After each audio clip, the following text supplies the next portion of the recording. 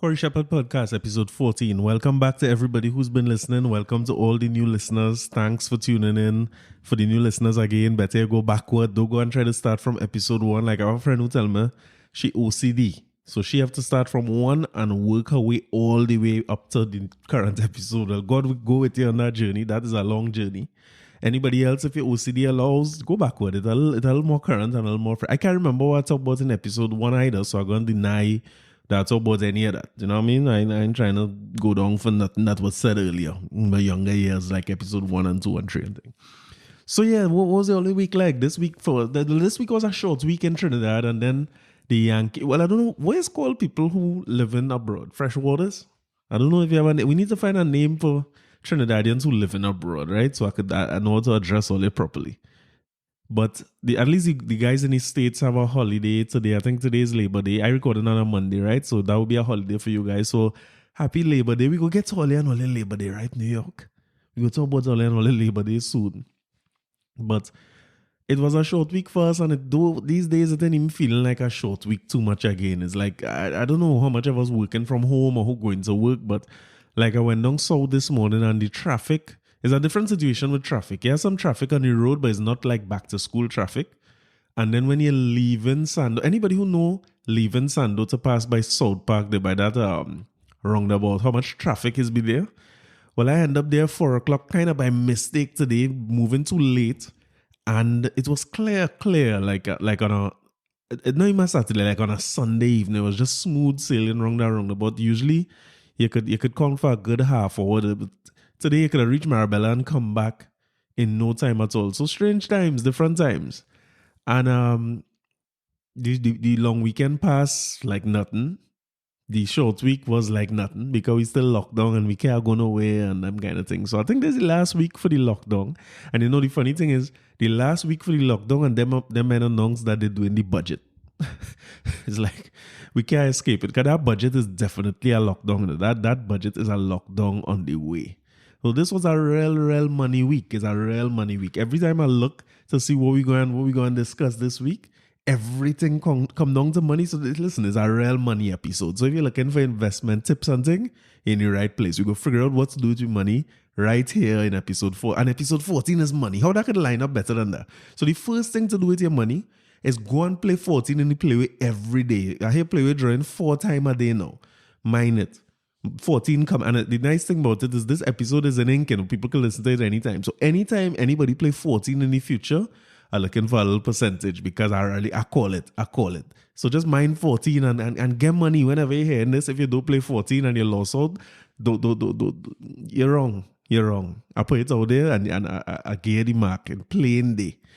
But it's 14. Let me talk about money for the whole episode now. And the first set of money we had to talk about is Nicole Young. Only see what happened to Nicole Young. Now I come here on an episode and I say how my partner Ansel he outrun me in this marriage game, and I say I have to fix that. I can't be together long enough. A boyfriend and girlfriend in a long time, so I done. The boyfriend and girlfriend in done. And it's married time. She no want no more side chick, no a wife time. But Nicole Young make me kind of... Let me just say I changed my mind. I'm not changing my mind. I'm staying on course. But Nicole Young, if you don't know who's Nicole Young is Dr. Dre, what do they say, estranged wife? Or divorcee or ex-wife to be. I don't know how you say these words. I'm going to get experts who going to come and help me on this. I'll probably get into the next episode because I need help talking about this. Number 1, because it's making me nervous. Number 2, I have a guest for you for the conversation Friday, which was one of the best conversations I ever had.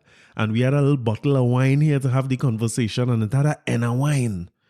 And I think I drink the whole Enna wine. So I'm struggling through this episode here. Let's just have to stay with me, right? It's a cab sav and it's a little strong.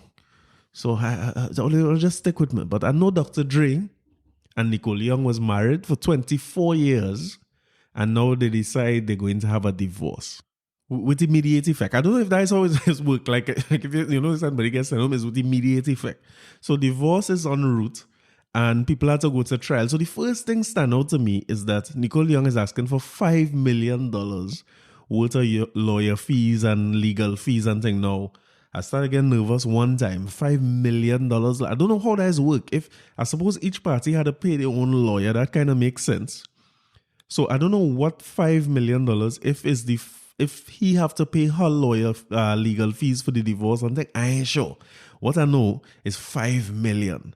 And then if that wasn't enough, we come in here. Dr. Dre's ex-wife, according to TMZ, wants $2 million a month for temporary spousal support. So I googled what is temporary spousal support because I didn't know. I thought it's just support. I thought child support and I thought like when you pay child support, your ex-wife had to take she money out of that child support. I really honestly thought like you had to inflate if the child need 1,000 in school fees. I thought you had to put on 1,500 so you could have a 500 for yourself. But apparently, spousal support is a different thing from child support. And temporary spousal support is what you have to pay to your spouse to support her lifestyle during the period of the divorce or during trial and all that before we come to a settlement, right? So apparently, when you have temporary spousal support, you pay that for how much ever time, and then you do the divorce settlement, which could also include some long-term spousal support. And I'll get a partner of mine who is an expert in this area to come and help me clean up this episode. So for now, this is just my understanding of this. So the temporary spousal support that Nicole Young looking for is $2 million, $1,936,399 to cover her expenses. Now, the expenses have a breakdown in the breakup. Now, when I hear the list of when I hear 2 million, I say it sound like plenty. But then I started to say, well, Dr. Dre is a billionaire. Dr. Dre net worth was knocking on $1 billion for a long time. So I say, well, maybe $2 million a month to him is like how I go watch it if somebody come and tell me, listen, you had to pay a little $50 a month spousal support and thing. And you know what I mean? I could pay the 50. You could live with your 50. So I say, well, must see that's a he. But when I see the breakdown of the spousal support, that is when I say, all right, something up here.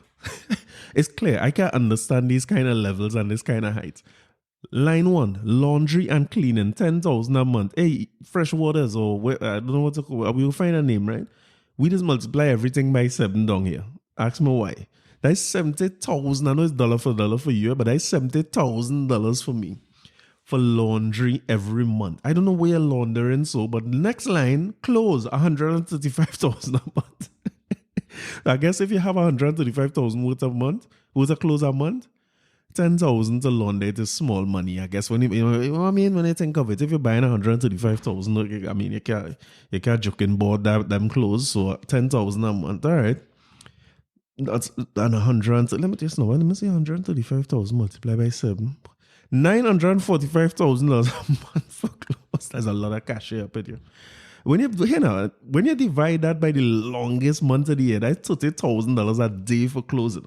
But all right, she's entitled to that, right? I suppose let me see what it is in US. If you have 135,000 a day, that is 4,000 something US. I guess you could go in the Gucci store and Louis Vuitton store and spend more than that, but every day, that's a lot. Wait. Entertainment, 900,000. Let me come back to that. Charitable contributions are 120. Wait, I had to continue paying for your charitable. All right, okay. Mortgage. Your mortgage is 100,000 a month, but entertainment is 900,000. All right. Telephone, cell phone, and email, 20,000 a month. Wait, hold on. How email? The stars don't use free. Them don't have no Gmail and thing. I guess they have fees to pay for their email. I guess what security or something. Every month, 20,000. But that 900,000 is the one, boy. That 900,000 reach me. I say, oh Lord. 900,000 by 7. Let me see what it's looking like. $6.3 million a month in entertainment. Let me see what that is on a daily basis. $203,000 in entertainment every day for a month. I hope this trial didn't last too long, for this man's sake. Or for any man's sake, because all your court people is work based on precedent and what happened before and what is the statute or whatever the hell the name of the things is. We go fix that next time. But this is not this can't be good for nobody. $2 million a month. $203,000 TT dollars a day for entertainment. Where you going? E&J entertainment? What kind of entertainment you really doing? I confused. What is they really spending on? And the thing about it is we ain't started to talk about child support yet because they have 2 children. I don't know what happened with custody concern with both of them. I've always had the mindset that, you know, I wouldn't fight a woman for custody of a child. I don't see it as, you know, children need their mother and thing, but I have a cousin one time, Carla, tell me, she said, boy, you need to stop saying that. She said, why you must divorce and you going back and live single and bachelor life and I here with a child? And you know, she have a point because it come like I stick you up with that child and I go on and live my life. But I mean, is a big divorce. And again, we didn't talk about the settlement yet. If your net worth is 800 million and you have no prenup, was the law, were you entitled to half? You're supposed to be $400 million worth of that.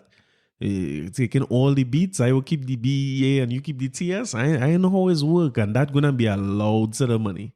And that just was crazy to me this week. And again, I put it in context because maybe these figures I can relate to none of these figures, so that's why I'm probably shocked by it and all that. Maybe it's pretty standard, but boy, it's something else.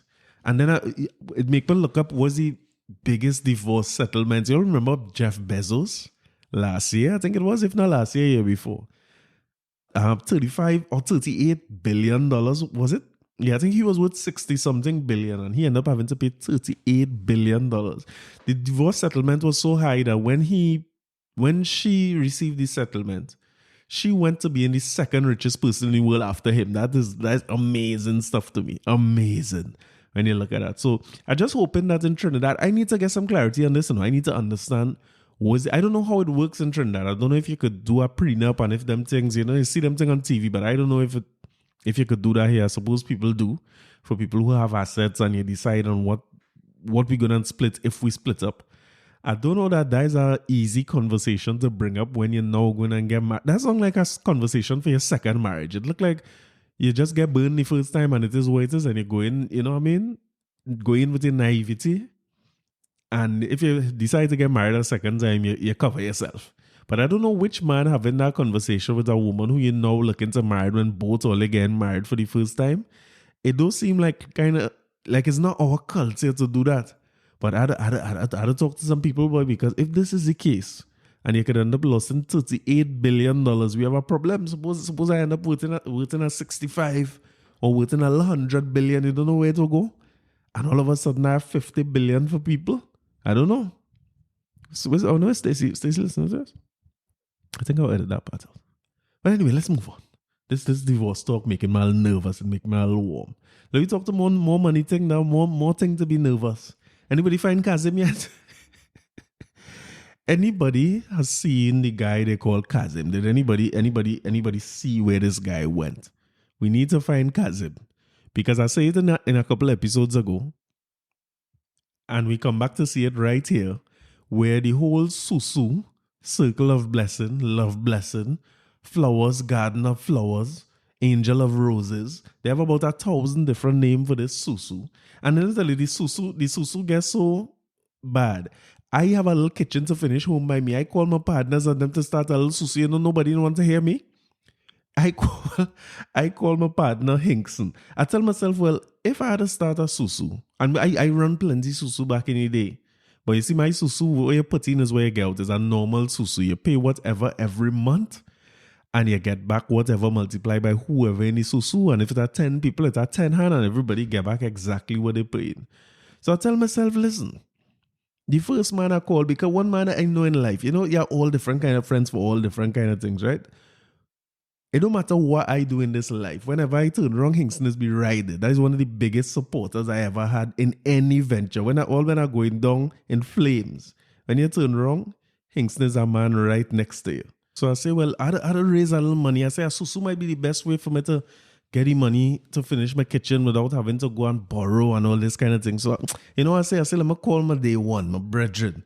The first man I will call is him, because he's a man going and Hinkson don't tell me no. So I sure have a start. I say, well, when I call Hinks and this that money in the bag, I want me and Hinks now, we are two hand. I will call everybody else after. You know what this Hinks and tell me, boy? Never, ever, never, ever, never, ever, never, ever, never, never, ever. Ever, ever? Ever, ever. The man blanked me outright, boy. I can't get a normal Sou Sou, man. We do Sou Sou all the time. When people mash up Sou Sou, good name. So I ain't all looking for Kazim now. Because when people had to do the thing done, we had a little system. A Sou Sou is an interest-free loan. That is all a Sou Sou is to me.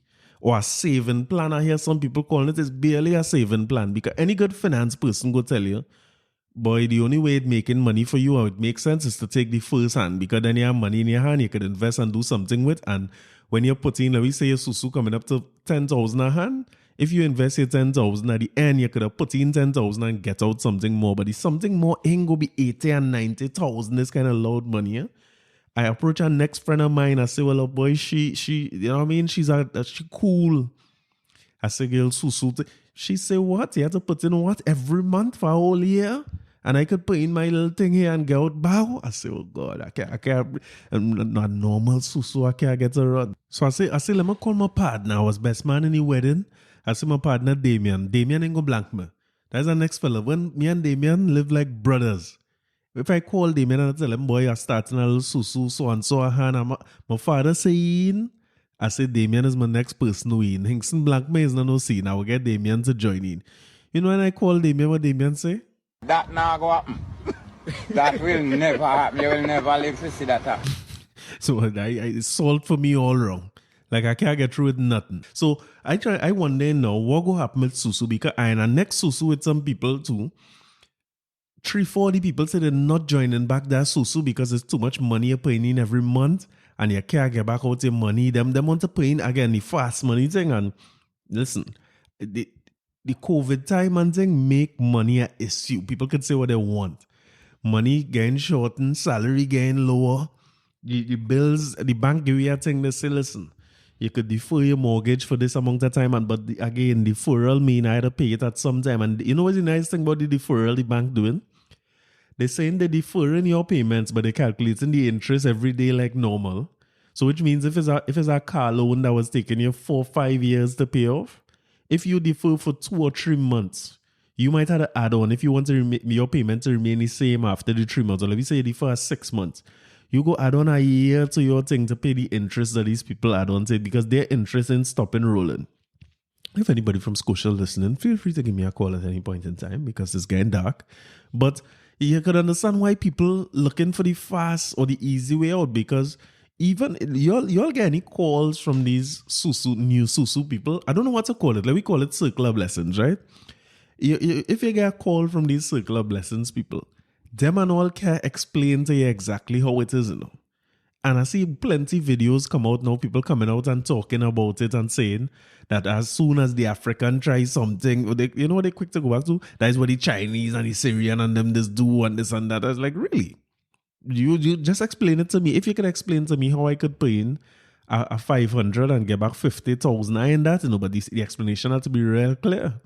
And then, let me tell you what saved me from them kind of thing too. You see, my little laziness, that stopped me from entering any of them things, you know, because one thing I sure about myself, even if the thing is a good one, like they call it pyramid scheme or Ponzi scheme, or even if it's a good one where you're bound to get back your money, I too lazy to call 2 people, to ask 2 people to join and convince people.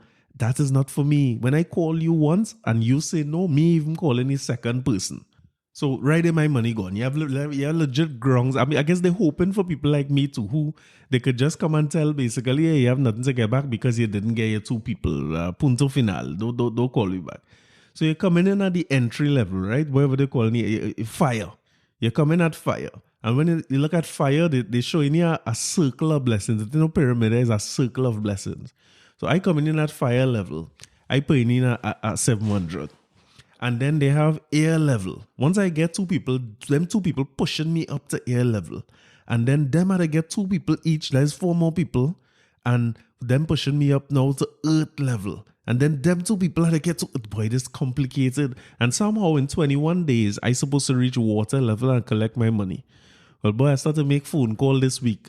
When the excrement hit the ventilator and people can't get the money, I started to call people and offer gangster services. Now I say, hey, what do you see? I coming down with you. Anytime you cannot get back your money, I coming down the road with you. And I walking with a little my bull pistol, a chain, wherever we had to walk with. We going for people. And as you know, it's a big bluff, right? Because I coward me ain't going away for nobody. But the nice thing is you go always remember that I was the one there for you when it was looking dark and you wasn't getting your money. So hopefully when you get your 5,000 now, you're going to remember me and break me off a little piece of change, carry me for a lunch or something. So I just calling people, all who I know was in Circle of Blessings. Like one brethren tell me that he waits and he say, wife in some Circle of Blessings. She in about 5 different circles like a merry-go-round. And she getting money right through. Every 2 weeks, she collecting a big raise. Which nice. So he say, boy, you throw in a piece of money, anything. Because you know woman money is not man money, right? Nicole Youngs. So he throw in a piece of money in one boy. And he say, your wife getting money, she in a 300 one, so she in a 500, so he going in a big, he say, boy, I going in a 900. I going in a bigger one and collect a bigger money. I will show you know what I mean? Okay, you can't spend she money on Nicole Young. So he telling me, he say, boy, she laughing. She say, what happened to you? Like, it's pressure to get back your money, this, that. You ain't getting your thing. You ain't reaching water level at all. You're sticking the fire. He say, bam, his phone ring. He say, when he see the phone ring, he say, baby, look, the money call. You know, when he answer the phone is pressed, he say, boy, you wouldn't believe what happened. But he tell me, get back your money, which nice. You know what I mean? If you at least get back your money, trust me, you do plenty better than plenty people going and do over the next few weeks. Because the thing about Trinidad and them pyramid schemes is that Trinidad's small, you know, it don't have enough people to multiply enough. So after a few levels or a few rungs of that, you're going to run out of people and there's a problem. And I even see Guyana, I was watching a post on Facebook today, like the whole thing reached Guyana and people talking about it. Like in Guyana, you're paying 6 million, you get back 100 million. It's loud money. So people have to be careful when they're joining them thing. And I see, listen, they get real creative, you know. Because some of them now, let me say you were supposed to pay in 10,000 and you're getting back 50, right? Whatever the numbers is. I think the number is 9. So if you're paying 10, you're supposed to get back 90. Some of them telling you, well, it's an African thing and we have to help one another and things. So to join this Sou Sou, we had to commit that when you get your hand, you put back in your 10,000. So if you're supposed to be in 10 and you get 100, when you're collecting, you're only collecting 90 because we're putting back a 10 to help somebody else come out of the fire and come up into the air. And boy, them thing nice. Listen, they're convincing, you know, but trust what I'm telling you, all that is to take some air out of the system. The pressure too much, the ball go blow. So what they're doing is all they're doing there is making your payout smaller. You're not helping nobody to come in no next level. And next thing I see they have to is admin fees. And listen, I hear them calling on the radio justifying this, you know. One girl call and say, well, the admins really have plenty work to do. Because you remember, it was only one water position. So when it's only a one water position and you have 2 earth, and with the 2 earth get their people, both of them can't go in the water position. So you have to split the circle and put them in a whole new loom. Apparently the admin is an Excel genius to do all this sort of work. So the admin now, you're supposed to pay in 10, you get back 100, now you're getting 90 because you have to put 10 to help people. And then you have a 5,000 for the admin fees. So your thing going down to 85 now. And so they're chipping away. Some of them even say you must join back 3 times. So if it was at 10,000, all of a sudden your payout from 100 is 70. Now that real attractive still. Now if you could put 10,000 in something and get out 70, that sound like something you could make a little money and do something.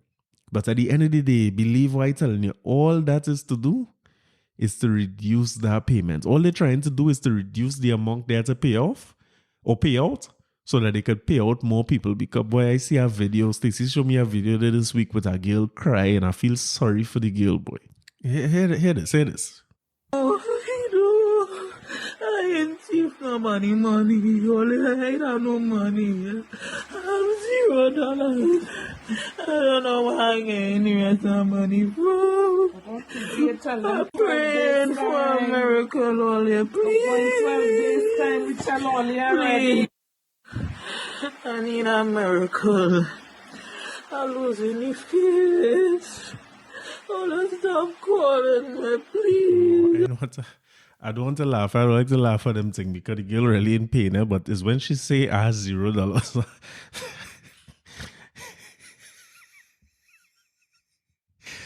All right, I'm not laughing. I'm not laughing. Them things serious, and this is what I was telling people about this in the beginning, because all right, when I don't know what position she in, and I mean, it was rumored that there's this circular blessing thing. I hearing somebody in the background telling her, just tell them 12 days is 12 days and thing, but people will get hasty for their money, and not everybody is a laugh and thing like me, or I would have done forget that already and conquer my losses. Not everybody so.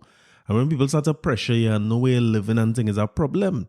And with these Sou Sou, let me stop saying Sou Sou, these pyramid schemes, you're not going to be able to find the people at the top when the hammer fall. Them done collect a good bit of money and they're gone. And it's you to catch now. So imagine I bring in 2 people. Let me say the same way I talking about this. 2 of my friends, I had called Osman and Hinkson, and by some miracle, convinced them to join this circle of blessings. And them men put their money in my hand. And then because I know what to encourage them to get 2 more people to help me reach up on the top. So I might even get somebody for them. Or them get somebody, let me say Osman get his partner, he get his father. All these people who in my own circle of blessings before it had any kind of blessing circle. So how I going to show by them now? When Christmas time I looking for people to parang. It's because man watching me sideways, and them, you don't know who telling the truth in this thing either. Because they could be watching me like I done collect and make my big money. So every dollar I spend, let me say I go and build my kitchen now. Them men coming by me, they're vexed. They don't want to eat no food from my kitchen. Because I'm telling myself I collect money on them and then duck them and leave them in the cold. Or I bring them as 2 people, knowing fully well that I just need 2 more people to reach the water level. And there's a big risk that them mightn't get back their money. But I call them and say, boy, that's what the Chinese do and the Syrians do. This is why you can't study nobody else. You have to study yourself and figure out what you're going to do in life and how you're going to do things for your own betterment. Keep studying this thing and that's what, I mean, going way back to what we talk about. This is why me and joining this sort of thing where they say this one and don't buy from this group of people, because if you move away with me, I go and move away with you. But I'm not treating no whole race of people, because it's this kind of mentality about them Syrian and them 1%. You could be the 1% to 1% just mean the top 1% of earners in any society. So if you earn more and more and more, you could get up the ladder too. Why you not into this thing where you just watch a group of people and say, that is how them Chinese and them get rich and that is how them Syrian. That mentality is what make people end up in this kind of thing that we in now. Where a woman, imagine a woman, not to say it's a man, had to be crying so because people calling she for money and thing. That's it, right. And then, like I said in the beginning, that thing going to end up in violence. And I see a next video going a wrong way. It look like, boy, like they look like the whole admin or I don't know what it's called, the people who running it, no? But it look like they catch one boy. And it's fight. They have 2 people have him down on the ground and people are making joke for the money, especially in times like these. Anytime you invest in anything in this little time here, a part of you investing in that is a big sacrifice. Because everybody is a hard time. Coming to read a budget just now, it's a rough time. So when I done take the little that I have or move from somewhere else to put there, and then I find out that I'm not getting it back, all you feel going to happen, boy, and all you face the people who all you bring in this circle when they get back. And it has some people in this circle fully well know. Them done collect 200 already, and them going back in. And if they lost, let me say you done collect about 20,000. If you lost 900, what is 900 to loss? That is nothing to loss if you done up 20 already. But the thing about it is this, right? Just keep in mind when you're going back in and you're taking out. It's somebody money that you're taking literally. When you collect your hand, somebody else suffering because you collect your hand. Just remember, study how that girl cry. And listen, if you get a chance to watch a video, Because if you feel it's songing bad, you need to see how it looking. That girl frightened and she going through it. And I could understand why, and I know where the people calling her to. But for you who done collecting your money already, you yourself. And you know what's the funny thing about it too, all you take into consideration? In these pyramid schemes, you doesn't always know who telling you the truth, eh? Because when people recruit you and come and tell you how great this circle of blessing is and thing, you think they would just come and tell you, I ain't get my hand again, I'm struggling to get my money. Plenty people will say, I collect. I collect. Look, the money here. They will show you money and tell you they collect and things as proof. Because they just need, hey, listen, I just one more level I need to go up to be able to collect my money. So if I had to take 10,000 out of the bank and show you, hey, look, I don't collect twice already. I collect my 5,000 here, look, the next 5,000 here. I put it into envelope and show you. Come on, man, you have to be smarter than that. People, just like how you see in hard times and you could do it a little double up in your money, the person who bringing you in, who's to say that they're not just telling you that? Or people who went in and they never get the people and thing, they just to save face and not to look as bad because you was just talking up this thing like it's the greatest thing ever. You just eat your losses, but you tell everybody, yeah, I collect my hand, but I ain't going back in. Or I collect my hand and I just reinvest and I still in it. And this time they ain't collect a damn thing. Or some other people who lost everything, but they tell you, nah, they come back and they give me back my money, so at least I square. Plenty of that go be happening too. But anyway, enough for the circular blessing and thing. Let me head back to our boys. From the time I see tax, I started getting nervous and breathe heavier. And listen, I'll tell you only one time, I thought this was an inner wine in this thing, but like it's a half bottle, boys. It's going to get blurry as we go along here. But during the week this week, we see money again. They take off tax off of computers, tablets, and laptops.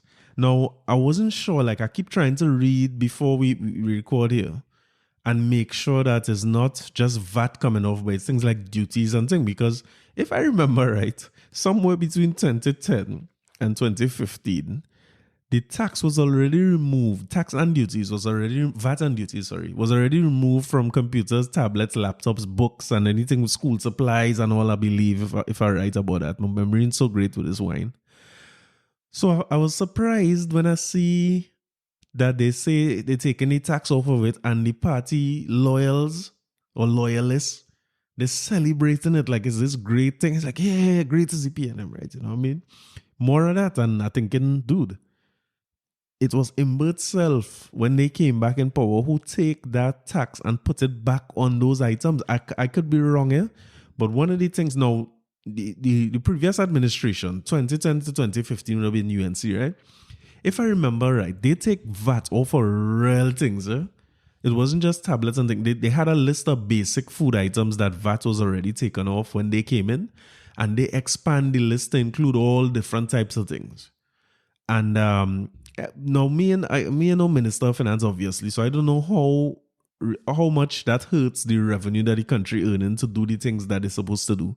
But what I know is if you take them tax off for them things, it could seem, at least in the short run, that your grocery bill going down a little bit. Although, you know how that is go. If you was paying $10 for something before, it will creep back up to $10 at some point in time.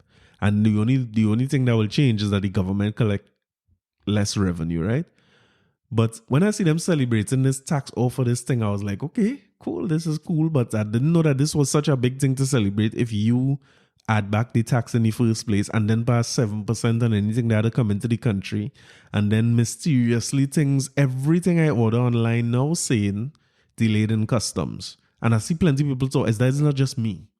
All the people talking about, and people, funny enough, people blaming the skybox companies, but it can't be a coincidence that all the skybox companies have this situation where something's stuck in customs. Every single package is being stuck, and then the prices or the charges on it is ludicrous. Is when you look at what they charge for items coming in, something definitely changed.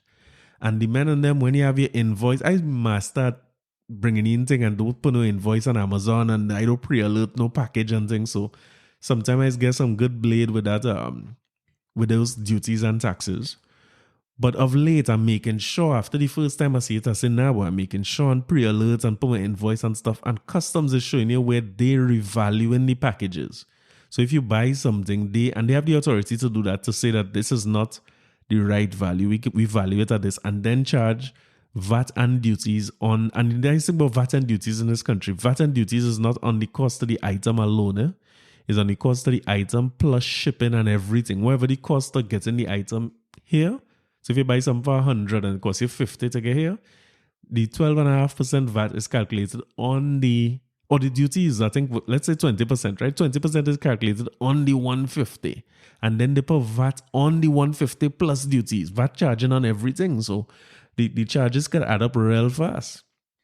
But I guess it's a big thing to celebrate that they take no, I glad in the middle say it like that. We're very happy that they take the VAT over computers and tal. And I keep asking myself, well, why not smartphones? If we really, one of the big things that this winning government or winning party that is now in government was campaigning on is the new type of society. We're looking at a digital society and a digital economy. I would think that smartphones is one of the backbones or the cornerstones of any digital or smart economy. You don't find so? Also, for those of us, you talk for the people who could afford it. You probably know, if you're listening to this, you're probably listening to this on a phone while you're doing other things and doing work on a laptop, and you have your tablet in your bag and stuff. One of the concerns is people who are not going to be able to afford this, for children who now have to stay home and do school. I would think that one of the easiest ways to get a device in those children's hands to let them use their parents' smartphone or let them use a smartphone at home. It's kind of like one of the cheaper of all the devices. Now, when I say smartphone, calm down to all the iPhone and the Samsung Galaxy this people, right? You could get a cheap smartphone. You could get a smartphone for pretty cheap that should be able to do all the things that a tablet will do or a laptop in that case. But I would assume that a lot of the children would have to be using, like a laptop might be the most convenient device for them to use. So if only there was some program where children could have laptops, especially those who can't afford it or who don't have a laptop in their home, who could be issued a laptop when they're going to school. I mean, that would have been such a great idea. I wish somebody had thought of that at some point. I mean, them things was in place. And you understand my difficulty with voting and with government. I hope that's starting to show episode by episode. And I mean, all I do is come here and talk about what happened during the week. I don't really add nothing on it. I don't take away. I just see what's the most interesting things during the week and talk about those things. So you find it strange that every week we come up with, like, one of these things is just show itself. It's like, dude, we had a program where everybody was getting a laptop. Now, let me talk about that everybody thing, right? I don't believe in programs where everybody getting Gates or everybody getting a laptop. Those things are not, it seem good, but it's a waste of money. In my opinion, you should help the people who need help more, and the people who don't need help shouldn't get any help. So, for instance, like myself, I have a laptop here, and my son could, I'm saying this very begrudgingly, right? Because I really don't want him to touch my stuff, but he could use my laptop when he starts school. He started on the 14th. So when he started his homeschooling and everything, he could use my laptop, aka his mother laptop. And we okay. It's not like I'm not feeling like I'm struggling to be able to provide that for him. I'm also not feeling like I'm struggling to provide him with internet access that fast enough for him to do what he have to do, and the space for him to be able to do it undisturbed by what going on in the rest of the house. I am not feeling like I'm struggling to provide those things.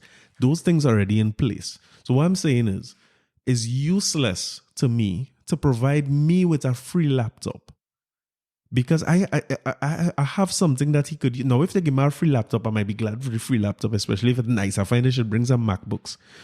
But I don't believe in somebody like me getting a free laptop at all. And to be honest with you, I wouldn't accept it. Because I feel like while I talk about this and I come in here and getting kicks every week, we can't lose sight of the reality that they have people who will struggle to provide a laptop for their child, and they might have more than one child who have to be in class at the same time, and I don't know how they're going to work out. And they might also struggle to have a space that they could give the child to be able to do the work, or a comfortable environment. So I say, no, I doing this in air conditioned in front of a laptop in a room that's dedicated for doing this. I consider myself fortunate to be able to do that. And my son, he mightn't even understand. To him, it's just life, but he don't understand the sacrifices that had to be made and how lucky he is to have this.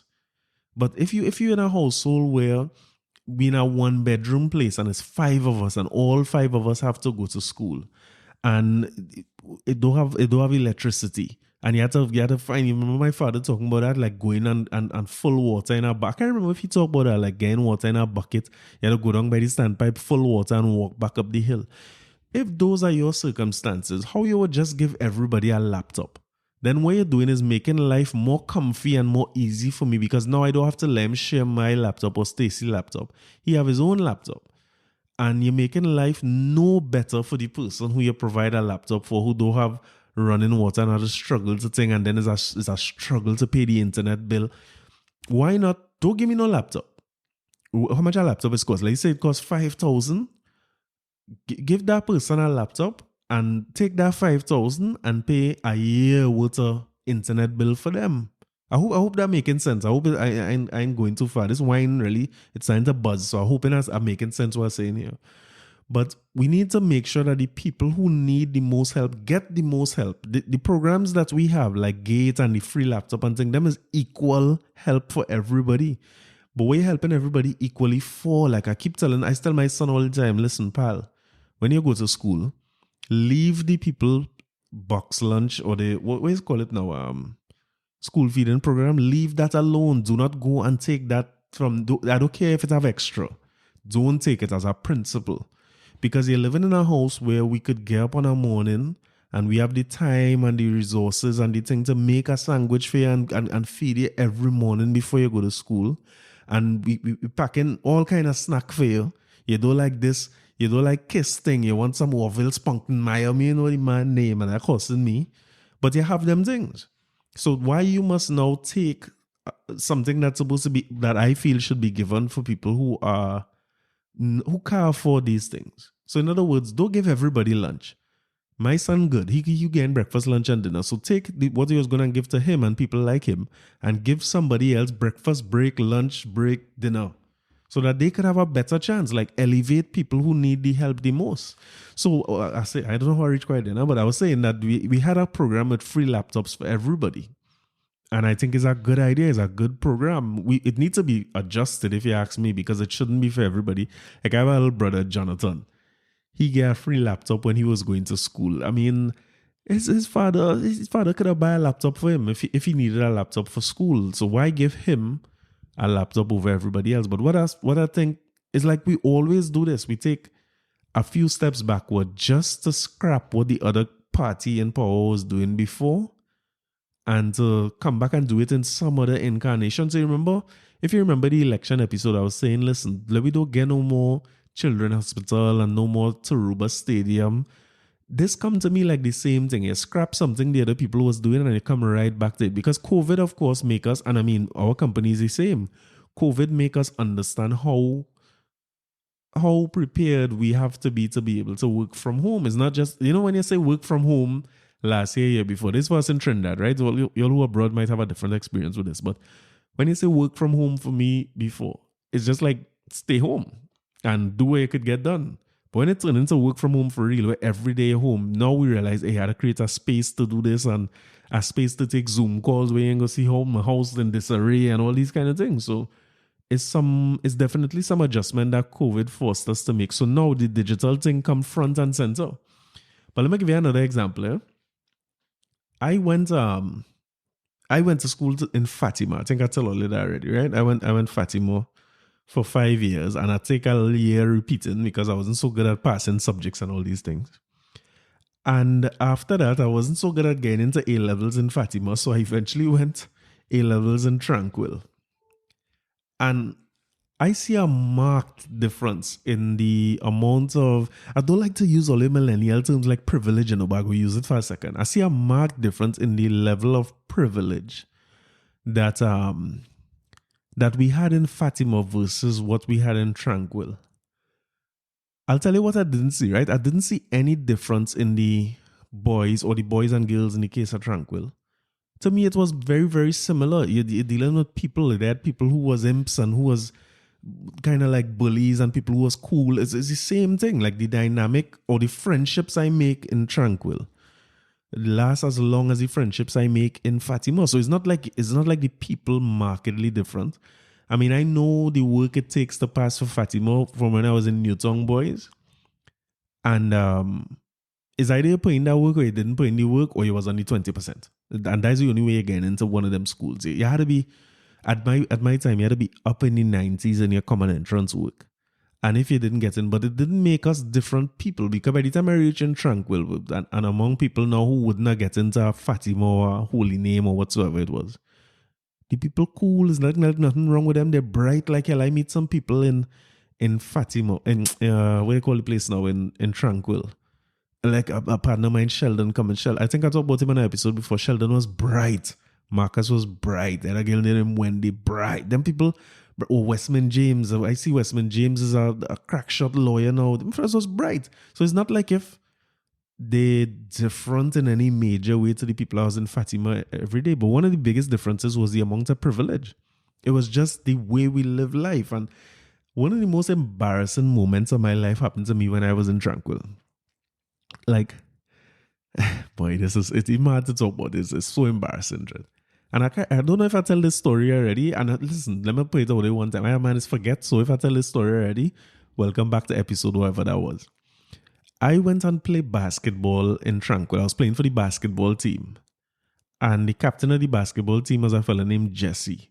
Now, Jesse, if you ever play sports before, you know what captain is to you. Jesse was no half a man, Jesse was the real captain. That was the skipper. Everybody look up to Jesse and thing. And I was in A-levels. Jesse might have been in Form 5 or wherever. I don't think he was in A-levels. So he had to be in Form 5. And Jesse was just a cool dude. Jesse was just that guy. He could play basketball, his head on, he know the game, and he know how to deal with people and how to talk to people and like get more out of the players and thing. And salute to Beef. That was my coach back in the day too. And I remember you're doing these drills, right? Where we used to practice. And when practice done and you're tired and you're drenched with sweat after all them drills, Beef used to make us do mental drills. So we used to play a game named On the River on the Bank. And you know how you play on the river on the bank, right? And not the Elephant Man one, the regular one. And you had to jump on the river on the bank. And they're trying to mix it up to tie up. So all them things, I guess, is designed for you to keep your head on late in the game and still be alert. And one of the games we were playing that evening was the first person in the line had to say, okay, my name is Corey Shepherd. I am from St. James and I am in Form 6-1, for example, right? And then the second person had to say what the first guy said and his own. So when you halfway down the line now, you have to remember all them things coming down the road. And it's a good exercise for your own mental, concentration and thing in game situations. And coming from Fatima, let me give you an example of my level of privilege, right? When we were in Fatima, a joke we used to make all the time is when we had to introduce ourselves in class, somebody would stand up and make a joke about where they're from. Like they would say they're from somewhere else. All of we know they're in from. And all of us will bust out and laugh, right? Fast forward to my days in Tranquil in basketball practice now. Jesse is right before me. And whoever went before we getting it coming down the line. And when Jesse started to talk, Jesse say, my name is Jesse and I am from Beetham Gardens. And I bust out listen, I nearly fall down laughing. And I was the only one that laughed. And listen, up to now, I'm talking about it now and I feel the embarrassment. It's embarrassing. And the thing about it is I'm not malicious and I'm not against nobody who from nowhere and thing. But in Fatima, there's a common thing we just say. The teacher would ask where you're from. I would stand up and say, my name is Corey Shepherd and I from Beetham. And everybody laugh. And then we just settle down and the teacher would buff we and we get the tension and whatever. And boy, Jesse, a man who me and Jesse good every day, me and Jesse Lyman. And it's two things happening in my mind. Number one is a joke, because that is what we do. We joke just like that. And when I laugh and I's the only man that laugh, I realize Jesse really from the Beetham. What it coming down to is your privilege and you're insensitive and you're a fool at the end of the day. Because you're not seeing people as real people. Not seeing anybody as real people. I'm not connecting that, hey, Beetham Gardens are a real place and real people living there, and the people who live in there, cool, they're not different from me and you. Look how Jesse, and it makes me wonder when I was that age, if I knew where he was from before we started the deal, would I have watched him different? I doubt, but maybe I would have, because that is not no joke. And boy, listen, I laugh and thing and I had to suck it back up because I alone laugh. And everybody watching me like, what the hell? So them didn't even take it on like how you might have felt when I said that just now. Nobody else on the team was feeling like that. Them was just like, what he laughing at? Because everybody know I like to laugh and I must be getting some kicks and I would have make some joke when it comes to my turn anyway. So everybody was like, what go on there? Something happened funny. And I had to talk to Jesse now and apologize. And Jesse was like, boy, don't worry about that. Ain't nothing. But I'm trying to explain away to him now that it's not that I discriminate. And boy, it's sounding like a real fool. I don't know how I reached quite there. I don't know why I was talking, but this wine is starting to talk on my behalf. So I think we are talking about the removal of the the laptops from the schools. So wherever I reach them, my point really is provide more for the children who need more and provide less or nothing at all for the children who need that. It's have no right where everybody in Fatima who born in socks and grew up on carpet and thing who, and I'm not saying I didn't need anything. I might have need stuff, but I wouldn't have need the same things that somebody else who really don't have anything would have need. So it's like, how do you balance it to make sure you have some kind of way of distinguishing the amount of help that some people have and the people who don't need help at all? But we have a tendency to just scrap everything the last one do and then start over somewhere down the road. I can't see how that could be efficient or beneficial to taxpayers, especially when you're announcing that you have a budget to read, and in that budget you're saying that we done lost how much, $1 million or $1 billion because of COVID. COVID's still going on, the numbers rising, the death toll rising. So I don't see where we're going to stop losing them millions or billions of dollars. And it's like, what are we really doing? Why not everybody who writes a manifesto by law should say how they're going to build on what was already done? You shouldn't have no new plan. They should have it by law in a manifesto. Okay, so these people were here and what they did was XYZ. What we will do is add to that. So I don't think the laptop program was perfect. I don't tell you, I find it should be some get laptops, some get not. But what I feel is that if you had left it in place, what you could do is add to it or change it. So you could say, all right, laptops might make sense, but for smaller children, we could provide tablets, you know what I mean? And make it easier and help us, or at least we'd be in a position where when COVID come, we equipped to be able to work from home. Because I remember teachers complaining a lot when the laptops were provided too, that the curriculum doesn't allow for online or laptop teaching. So they said, hey, they're going to just watch porn and surf the internet. How that turn out? That's what they did anyway. They do that at home. So the thing about it is we need to stop scrapping programs because they have little flaws in them. Just work on it. So, okay, everybody have laptops. Let's figure out now how we're going to get the curriculum online. And you're probably saying to yourself, well, we should figure out the curriculum first before, something had to come first. One thing about being around doers that I like, and I have some doers around me, I tell him my father is a doer. I have a little brother named Stefan, he's a doer. Them men is get things done. And one thing I learned from observing them is that they don't let imperfections stop them from doing. And they also know that you have to start somewhere. You mightn't always start at the right step, but when you start doing it, you go learn as you go along and you go improve and you will get it done and things. So anyway, that's that about that. What else do I have to talk about on this damn board? Promoters. No, I'm talking specifically to people in New York City. Only went on a volley Labor Day jam and thing. I hope only go and get the COVID numbers back up. One of the problems I realized with COVID is that the reinfection rate real low. So I'm feeling like I'm making some assumptions here because I see Ole in a Juve party and his water and powder, everybody fetting. I see people fetting and jamming one another on a train and thing. And to be honest, apart from me thinking like the numbers were so high in New York at a time that so many people might have done contract COVID already that only in frightened no more. Only get it, only survive, so only in frightened. But spare thought for the people who are also only around who ain't get it yet now, especially older people or people who have some kind of pre-existing condition that makes it a harder disease for with virus for them to work through. But only well fed, only fed, only at a time, only watch we and laugh. We tried to make a little independence thing last week, half a lime and some music. Only went and have a full fete and jam people. And listen, I'm watching the people who jamming in a circle and the powder and everything. And the biggest flag is the Trinidad. The West Indian people is the greatest to have, but the biggest flag is a Trini flag over a man back. And then in no time at all, we see a next thing on a Juve morning where they have a silent party, people headphones on and only going down the road jamming and playing music and very little mask. And I know what's happened, mask and liquor already. Because you had to take off the mask to drink, and the more you drink, the less likely that mask is to go back on.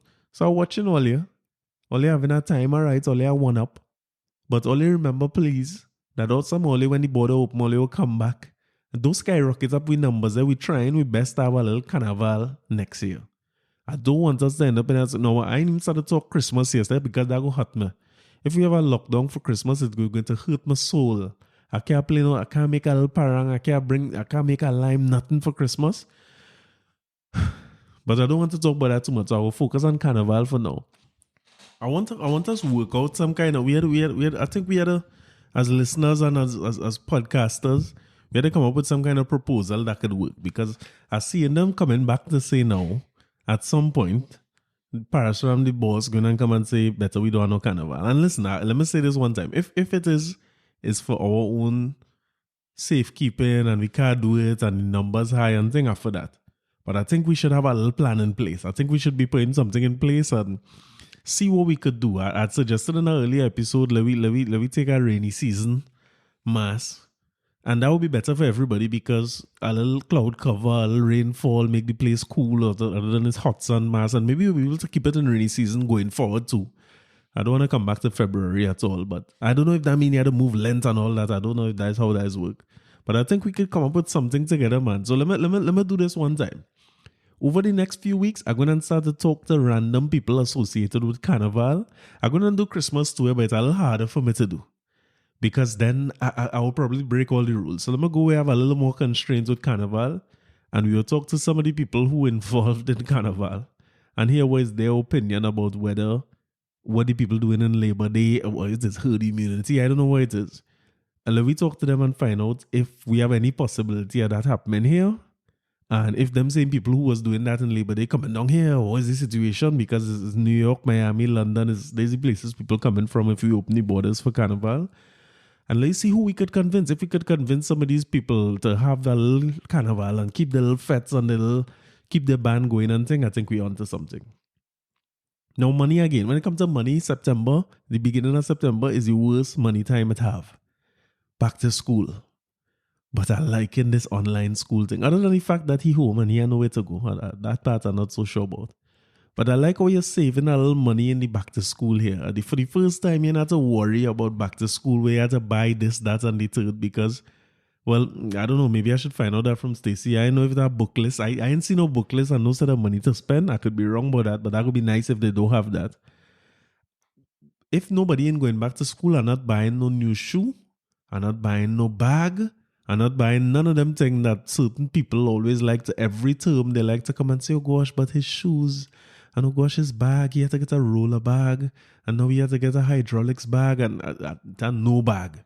You're going from the bedroom to the bedroom, so that is it, no bag to buy and thing. I put in it out there, I'm not washing no uniform, who vex. If we go in an online school, we online schooling, but when you finish your online school, put your clothes neatly on a hanger, because you shall wear them tomorrow. Because I didn't know until I see all these pictures, today is a day typically people will show their children first day of school and thing on Facebook. It's only today I realized that the children in full school uniform while they're doing their homeschooling. And I guess, well, they had to have the cameras on. I suppose that's part of it. I had done pictures Zachary in a vest and thing home, but apparently he needs to wear school uniform. And I talked to Father Gregory from Fatima earlier this week too. And apparently Fatima had the children in full dress uniform, the whole blazer and everything, doing assembly at home. Wow, it's a rough life, boy. Fatima boys. But apparently Zachary and them had upon uniform too, like all the other children. I saw them children look real nice. It was a different first day of school kind of thing, because typically we see them looking all prim and proper in front of the school, and all parents just take their prideful photo in the beginning of September. Either they come into school for the first time or they're in a new form or whatever. But now we see some different kind of pictures, who in the living room, who in their home office, who have a thing, who have a table set up. And I mean, it looked nice. It was nice. And nice to see all the children, their spirits up. You could see that having something like a purpose again and having things to do for those who are home and not doing much. It is nice to see them going there. But I not ironing and washing no shirt. I watching like a hawk. From the time Zachary, I went move about in that chair too much. And I let him sit down too, because he ain't sure that I want no pants neither. Let me keep it at upper body homeschooling, so that I can take off this shirt and hang it up neat right where he had to homeschool again tomorrow. So when it's time for homeschooling, you're going to reach 20 minutes early, just like you reach for school, and you're going to put on your shirt, button it gentle so don't crease up too much, because we ain't wasting no Niagara space starch and no what do you call it thing again? Laundry detergent and all. We said none of them. No, the speech getting tongue heavy. I need to wrap up. The speech getting complicated. So no transport to go to school, right? You're going from right here to right here. We go save some money on that. I hope the teachers putting in a system where, because when I send him to school, I don't really have to do nothing till I pick him up. You know what I mean? If we're being honest, when I drop him off, he in your hands. So what I will do, I don't want the laptop camera alone to work. I put in a little thing in my budget so I could get cameras all around the house. So once school start at 7:30 or 8 or whatever time, all you're watching him from then till 2:30 when school done. Whether he in front of the thing, he going to eat, he need to go in. I put in cameras all about. I not watching him, all I watch him. So that will save me. That mightn't save money, but it will save me some headache. So all I watch him, right? Teachers, thank you very much. You'll do such a great job dedicated to the nation. And I hope they implement a proper break and lunchtime and thing to it. And don't let them eat nothing in my house unless it's break time for 15 minutes or the 45 minutes or hour lunch or whatever it is take. Because you see the constant eating, well, we went through that already. I ain't going through it no more. And then as we're talking eating, right? One of the things that they could do is send the school feeding thing home like compo ration. If they could send home whatever this gave for school feeding, they could send it to people home. That nice way for we to save money too. Let them do a little delivery. They could work out something with KFC. If KFC manage the homeschooling program between KFC and We Eat and all these places, we can have a nice little homeschool delivery, home feeding, school feeding program. That mightn't be a bad idea at all. All right, on to big man matters now. Now, a little bit of sports before we leave, right? I'm going to try to struggle through and stumble through this sports thing here because this half bottle. So, CPL, congratulations to the TKR because them fellas win 10 games straight now. Keep in mind that Guyana win all the games in the group stage last year and then lost in the final. The first game they lose was in the final to Barbados. So I hope Pollard and the guys in charge keep that in mind. I would like to see Olia win straight through. The semifinals is on Tuesday morning. By the time Olia listening to this podcast, hopefully I wake up and watching the first semifinal of this TKR against Jamaica, I think. Yeah, TKR against Jamaica and Guyana taking on the Zooks. Now, again, as a TKR fan, I love Bravo and Pollard and that's them aside and I'm supporting them. But a part of me want the winner to come out of that next side of the semi-final because Guyana reach a bunch of finals and is one of the best performing teams in the CPL but never win, always in the final and never win. And the Zooks never really make it at all. Zooks always getting knockouts in the group stage and they make it there and they're playing good. The Zooks is one of the best teams I see. So I'm watching both semi-finals and as a Trini, so I had to say I'm supporting TKR, but my eye really on the second. I don't think Jamaica beating TKR. I'm telling was it's not the greatest year. I didn't think they're winning. But again, there's a guy called Andrew Russell. So let me not talk too fast. But my eye really on the second semi-final to see if Samuel pull it off or if Guyana going to get back to a final again. And they have a playoff and a whole complicated thing that I can't get into now. But taking in them two semi-finals for sure. And may the best team win. You know what I mean? If TKR win it on a canter and win out all the games, that would be great. But it would be nice to see St. Lucia or Guyana, at least for the interest of the tournament next year and everything. It would be nice to see them come through and win. And the next thing in sports is that because of this delay that COVID caused earlier in the year, I didn't realize that the EPL season, as soon as it finished, it's starting back. And now I had to build a fantasy team between now and Saturday, I think the games is. So I've done losing in all the fantasy seasons already and man laughing at me. And now after I group with some fellas who say $100 a man and the winner take all, I'm going to lose that money. That's a next money situation that going down the drain. It's better I try my hand in the little Sou Sou and see where I get through it. But we have a league. We have a league called Free For All. And for anybody who listening that usually is play fantasy football or want to try it, we play Premier League Fantasy. And the name of the league is Free For. I think I just said that. It's a little tight boy. But the code for the league is AV42EH. AV42EH. So jump in and compete with we. We're supposed to have a little money league. If you join that, and you want to join the money league where you could pay in 100, we could put 100 CT, you could put 100 US, and the winner take all. Just message me now. Find me. You know how to find me. If you're listening to this podcast, you're supposed to be able to find me on Instagram or Facebook or find my number or something. And message me and jump in. But that league that I just called the code for, you're free to join that and let you get some kick. Let you see how it go. I'm going to struggle as a Chelsea man, and Chelsea, like they just buy up a whole new side in the transfer window, if this was a transfer window. And I don't know none of these people. And I used to like when I could have just get Gerrard, Lampard, and Drogba and autocomplete. But now I don't know who to pick. I don't know who's none of these people. I see Rodriguez going Everton. That might be somebody who I hope they're cheap. And listen, from the first set of things I see going wrong in our little WhatsApp group about the prices of players, I don't know I'm in trouble already. I like things where I do have to study hard when the weekend come, but fantasy turned out to be one of them things where I had to study hard. So I'm looking forward to some contributions from some partners of mine. Definitely Sheppy, who's one of the men I know the most about football. So I'll hear his take on fantasy, and who knows, you might get some bonus content this week. And my brethren Al Murray and Nicky Mirage, who doing our website called Five Aside. Now, these fellas, it's just, we used to sweat all the time. I tell you, we used to go quite to King George or St. Mary's Grounds and sweat. These two fellas I meet sweating there, and they're just two cool dudes. And who know these fellas was so bright and could have put so much of words together? Who would have thought? But them fellas writing sports articles, and to me, I find the level of, or the quality of the writing that they're doing and contributions and the angles of the articles that they're taking, making it a little easy. So I reach out to Al and I say, Al, listen, I need you and Nikki.